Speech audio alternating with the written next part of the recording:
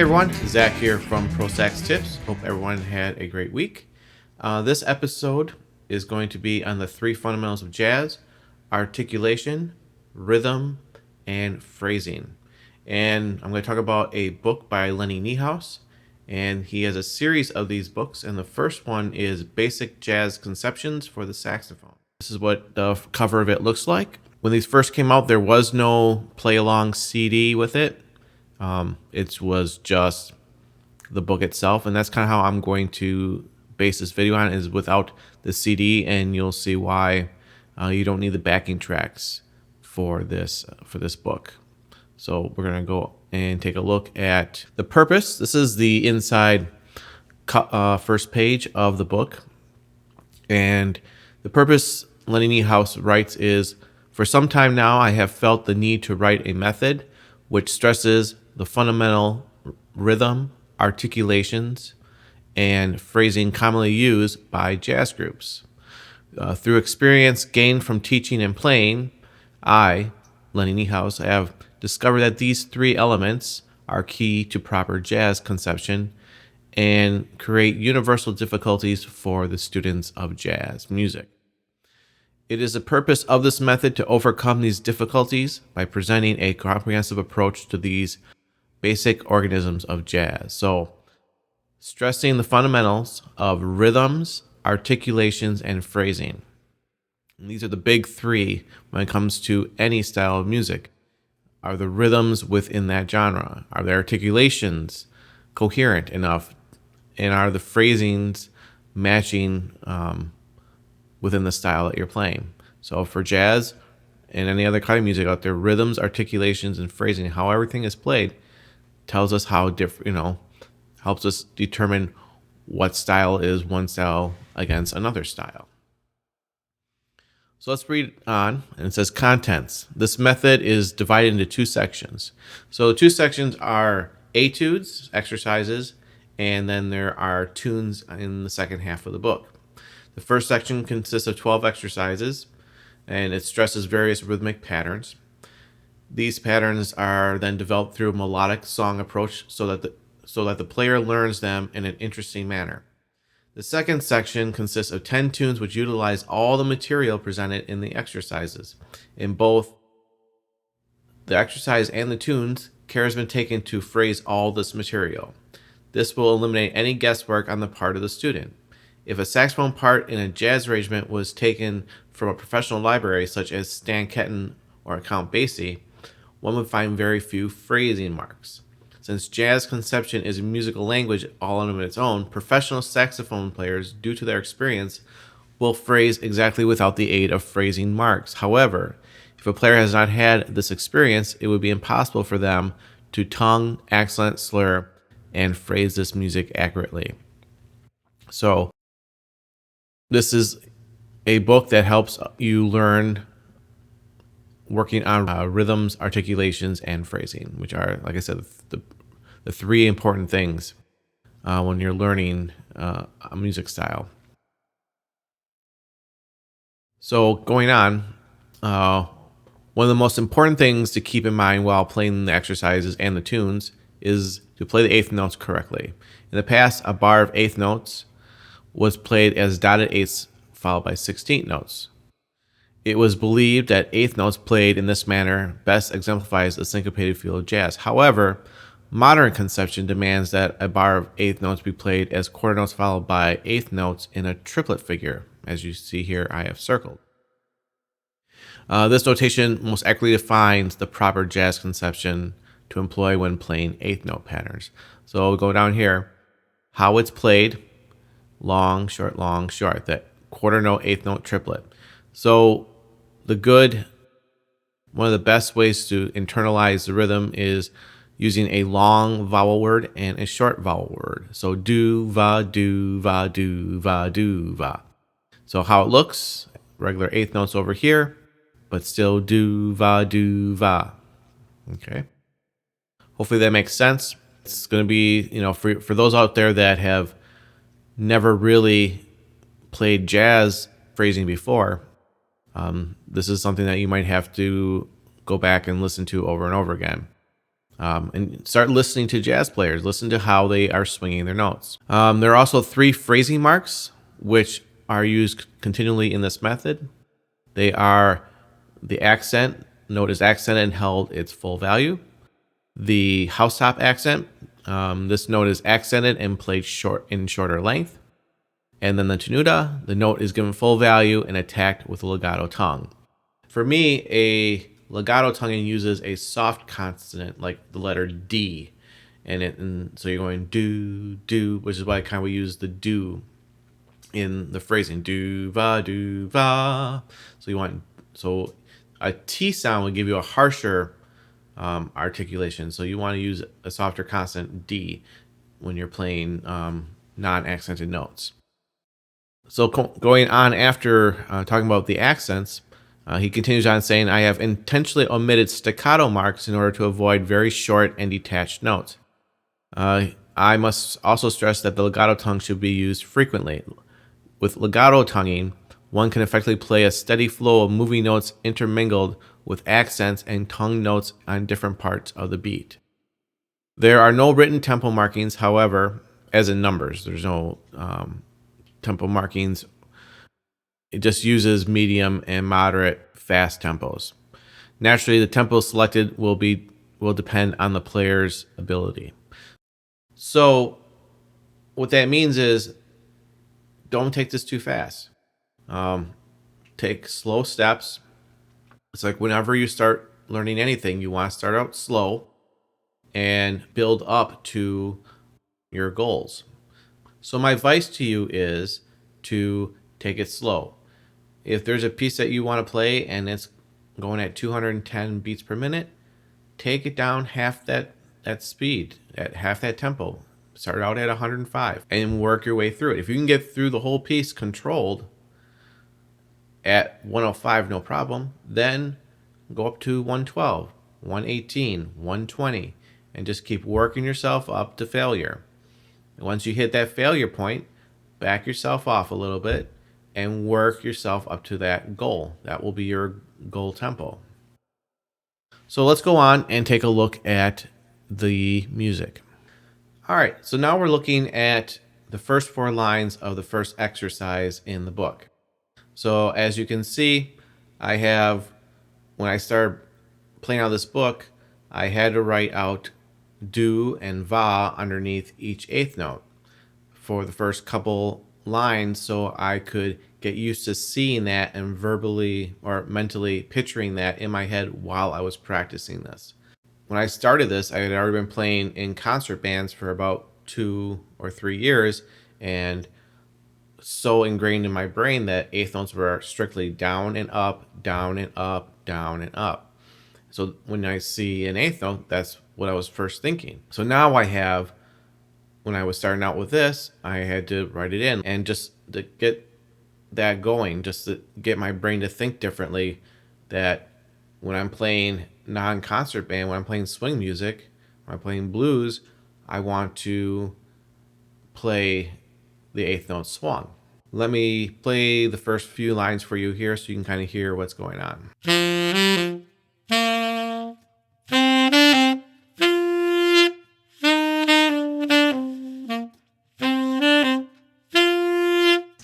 So there's that do va feel. Long, short, long, swing, triplet kind of feel on those eighth notes. All right, so here are the 3 steps that I took when I started learning how to use those 3 elements: rhythm, phrase, and articulation. To get the feel of the hi-hat on 2 and 4, which most jazz drummers are going to be doing when you're playing swing music, is a technique that my private lesson teacher passed on to me. And what you do is you get your metronome and you set it at 40.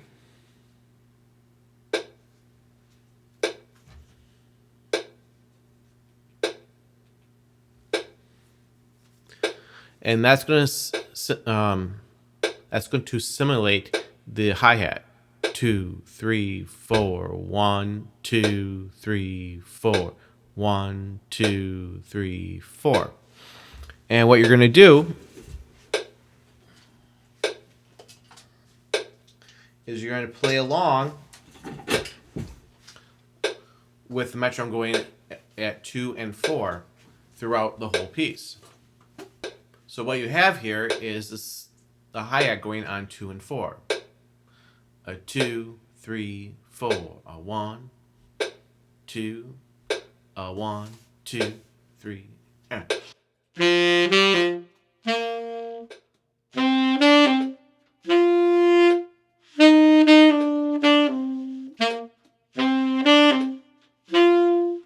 For the more experienced player, you can experiment and be right behind the 2 and right behind the 4, or a little bit ahead of it, or right on top. So you could be 1, 2, 3, 4.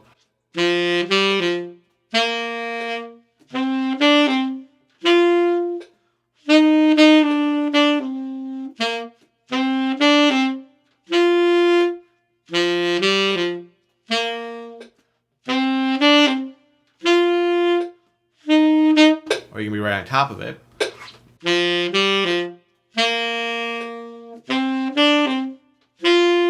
Or you can be a little bit ahead of it.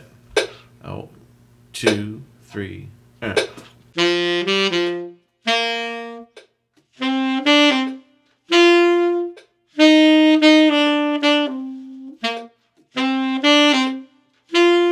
Which is a little bit more difficult. But it just depends on where you want to put it. That sometimes makes the difference in how a certain player plays, and that's their style. Some players like to play just right behind the beat of 2 and 4. Some like to be a little bit more on top of it. You know, there's always just that push and pull, and just wherever feels really comfortable for you. And that's kind of like makes you who you are. For me,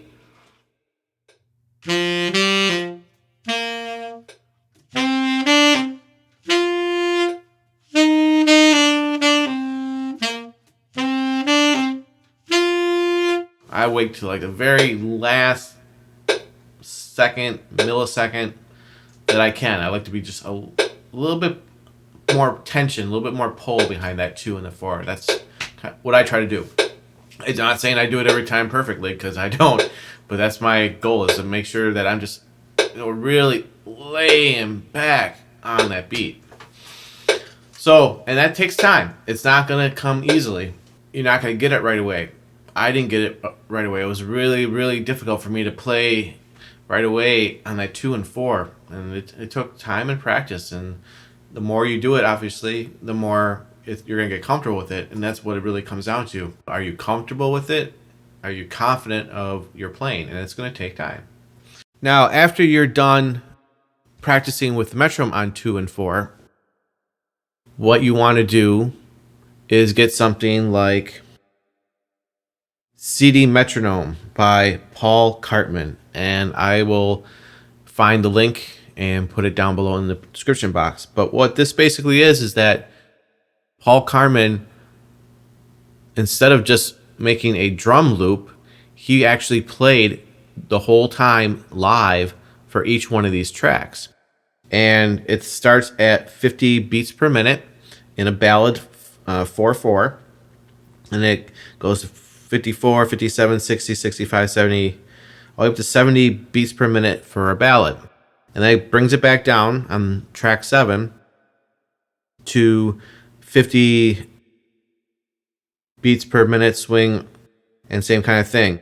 And it goes up by 5s, and it goes all the way up to 400 beats per minute in the swing style. So like I said, he did this all live. It wasn't drum loops.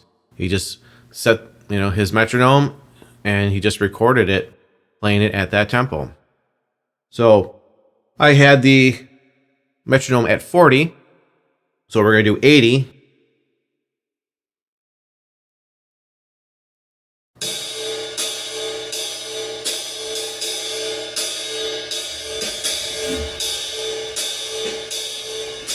And now, instead of playing with the metronome on 2 and 4, now that you're comfortable with that, you just hear that hi-hat. This is the speaker. So 1, 2, 3, 4. Hear that hi-hat on 2 and 4. 3,